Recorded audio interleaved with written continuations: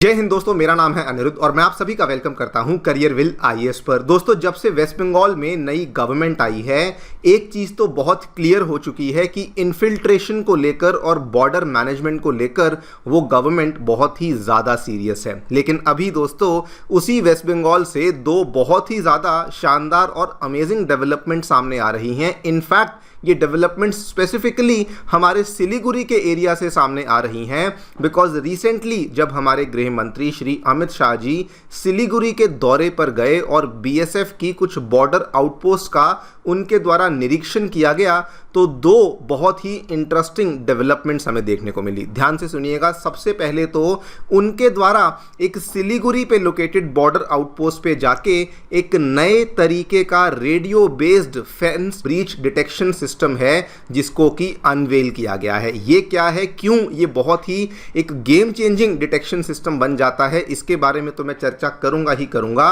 लेकिन उससे भी ज़्यादा बड़ी डेवलपमेंट जो कि जस्ट कल ही सामने आई है, सिलीगुड़ी में लोकेटेड एक कंपनी है जिसका नाम है तिरुपति फेंस, जो कि बाय द वे हमारी गवर्नमेंट के कई सारे डिपार्टमेंट्स, कई सारे विभागों के लिए बहुत सारी फेंसिंग को बनाने का काम करती है। उनके द्वारा दोस्तों अब एक नए टाइप की 358 सिक्योरिटी वेल्डेड मैश है जिसको कि अनवेल किया गया है। And listen to this very very carefully, ये एक ऐसी फेंस है, एक ऐसी मैश है जो कि इनके द्वारा अनवेल करी गई है, जिसके ऊपर ना तो आप इसके ऊपर चढ़ सकते हैं, मतलब कि क्लाइंब करना इम्पॉसिबल है, और किसी भी तरीके से इसको कट करना भी इम्पॉसिबल है। यहाँ पे भी आप देख पाएंगे, सोशल मीडिया पे भी इसको जगह जगह पे कवर किया गया है। इसकी तस्वीरें भी आपको दिखा देता हूँ जो कि सामने आई हैं।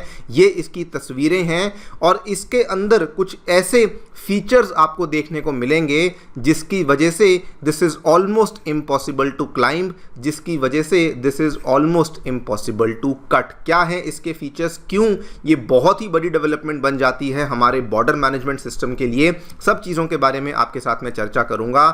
लेकिन दोस्तों ये वाकई में इसके जो यहाँ पे दो तीन ऐसे फीचर्स हैं वो बहुत ही स्पेशल बन जाते हैं। इतनी छोटी छोटी ओपनिंग्स दी गई हैं जो कि मात्र 12.5 mm की आपको ओपनिंग देखने को मिलती है, कि उसमें ना तो कोई फुट होल्ड बनता है ना ही कोई हैंड होल्ड बनता है, यानी कि ग्रिप कभी बन ही नहीं पाएगी। और जो मटेरियल जिसका इस्तेमाल किया जा रहा है वो हाई टेंसाइल स्ट्रेंथ रखने वाली स्टील वायर्स का इस्तेमाल किया गया है।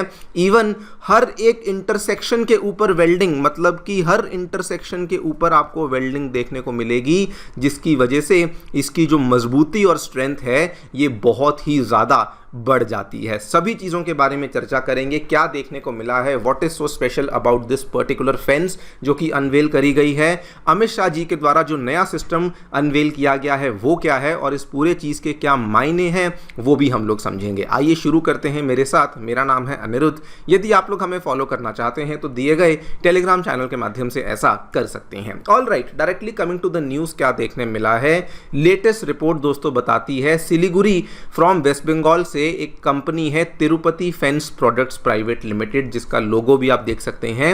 इन्होंने एक लेटेस्ट 358 सिक्योरिटी वेल्डेड मैश को लॉन्च किया है जो कि मेनली और स्पेसिफिकली डिजाइन करी गई है हाई रिस्क इंस्टॉलेशंस के लिए, जहां पे जो कन्वेंशनल फेंसिंग होती है वो काम नहीं करती है। Before we talk about the new mesh, आपको बता दूं ये कोई नई कंपनी नहीं है, ये एक बहुत ही पुरानी वेल एस्टैब्लिश्ड कंपनी है जो कि गवर्नमेंट के इन सभी विभागों के लिए ऑलरेडी कई सारी फेंसेस को हिस्टोरिकली सप्लाई कर चुकी है। बीएसएफ ले लीजिए, मिलिट्री इंजीनियरिंग सर्विसेज ले लीजिए, सीपीडब्ल्यूडी ले लीजिए, पावर ग्रिड हुआ, एनएचआईडीसीएल हुआ, बीआरओ यानी कि बॉर्डर रोड्स ऑर्गेनाइजेशन, हमारी थर्मल पावर कॉर्पोरेशन, और इवन टाटा के भी कई सारे प्रोजेक्ट्स के लिए इन्होंने हिस्टोरिकली कई सारी फेंसेस को सप्लाई किया है। लेकिन अब दोस्तों इन्होंने अपने लिए भी एक इतनी गेम चेंजिंग मैश को डेवलप कर दिया है जो कि वाकई में पुरानी सभी फेंसेस से बहुत ज़्यादा बेहतर है। उसके फीचर्स को जानने से पहले भी मैं आपको बता दूं ट्रेडिशनली क्या प्रॉब्लम होती थी। ट्रेडिशनली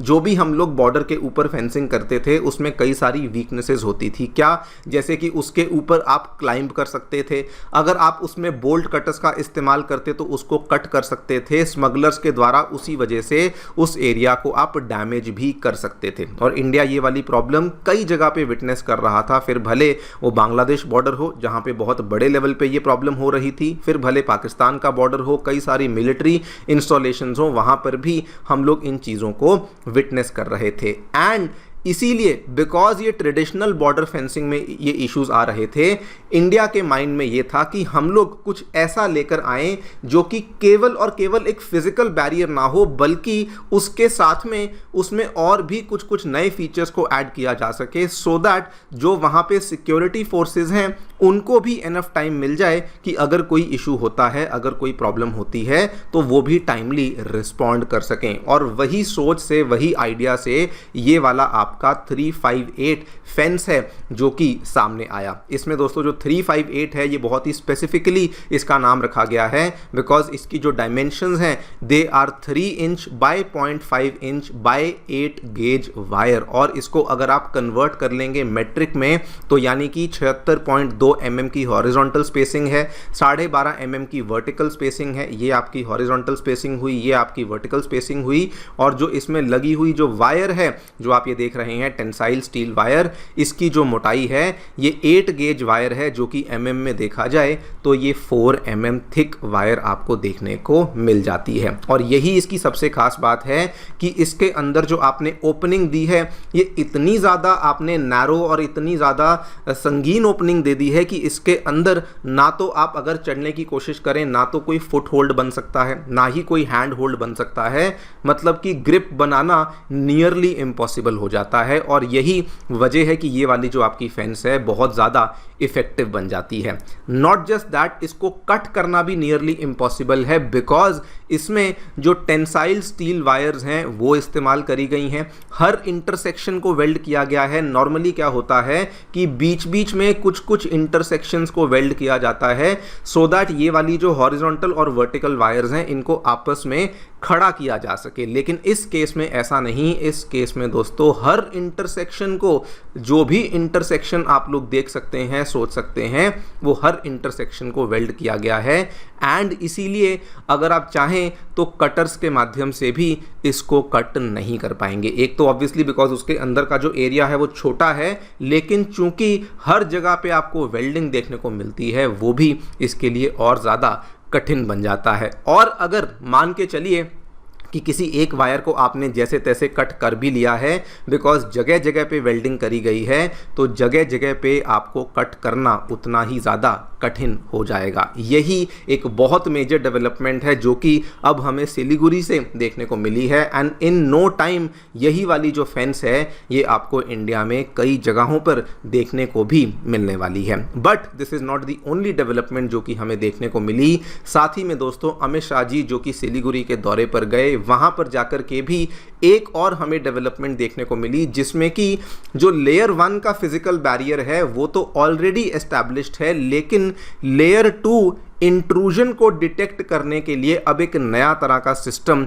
भी अनवेल किया गया है which is called as the radio based fence breach detection system. इसमें क्या होता है कि अगर मान के चलिए कि आपका ये मान लीजिए बांग्लादेश का साइड है, ये इंडिया का साइड है, ये बीच में फेंस लगी हुई है, मान लीजिए कि किसी भी कारण से कोई भी इंसान है जो कि इस फेंस को तोड़ देता है या फिर उसको टैंपर कर देता है, उस केस में आपका radio based fence breach detection system है जो कि अगर कोई इंसान ऐसा करता है तो सिस्टम इमीडिएटली उस डिस्टर्बेंस को डिटेक्ट कर लेगा।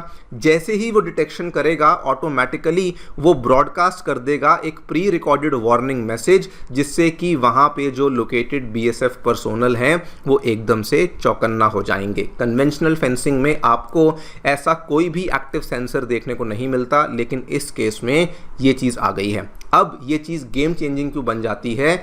उन एरियाज़ के लिए गेम चेंजिंग बन जाती है जहाँ पे टेरेन बहुत टफ है, जहाँ पे आप 24 आवर्स के लिए अपने अधिकारियों को डिप्लॉय नहीं कर सकते, जवानों को डिप्लॉय नहीं कर सकते, वहाँ के लिए ये बहुत ही ज़्यादा शानदार बन जाता है। जैसे कि कई सारे एरियाज़ जहाँ पे रिवर्स हैं, स्ट्रीम्स हैं, ऐसे गैप्स हैं जहाँ पे फेंसिंग नहीं है, या मार्शी एरियाज़ हैं, वहाँ पर आपके लिए ये सिस्टम बहुत ही ज़्यादा शानदार बन जाता है। ये दोनों ही डेवलपमेंट्स, और स्पेसिफिकली दोनों ही डेवलपमेंट्स सिलीगुड़ी से आ रही हैं, this clearly goes on to show कि गवर्नमेंट इस चीज़ को लेके थोड़ी नहीं बल्कि बहुत ज़्यादा सीरियस है। इसके पहले भी आपने कई सारे स्टेप्स देख ही लिए हैं। जब वेस्ट बंगाल की नई सरकार बनी, कुछ ही हफ्तों में उन्होंने अपना जो लैंड ट्रांसफ़र का काम था बीएसएफ को, उसको कंप्लीट किया। 1000 एकड़ के आसपास की लैंड को ट्रांसफ़र किया फॉर फेंसिंग ऑफ 172.6 किलोमीटर्स। उसके बाद चिकन नेक यानी कि सिलीगुड़ी कॉरिडोर के पास वाले एरिया में भी बंगाल कैबिनेट के द्वारा 54.2 एकर्स लैंड को ट्रांसफ़र किया गया to the BSF and SSB,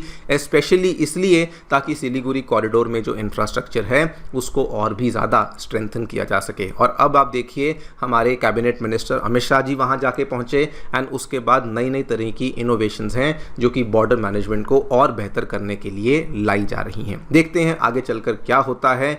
आप लोग जो भी सोचते हैं डेफिनेटली बताएं कमेंट सेक्शन में। Thank you so much for listening, stay tuned and stay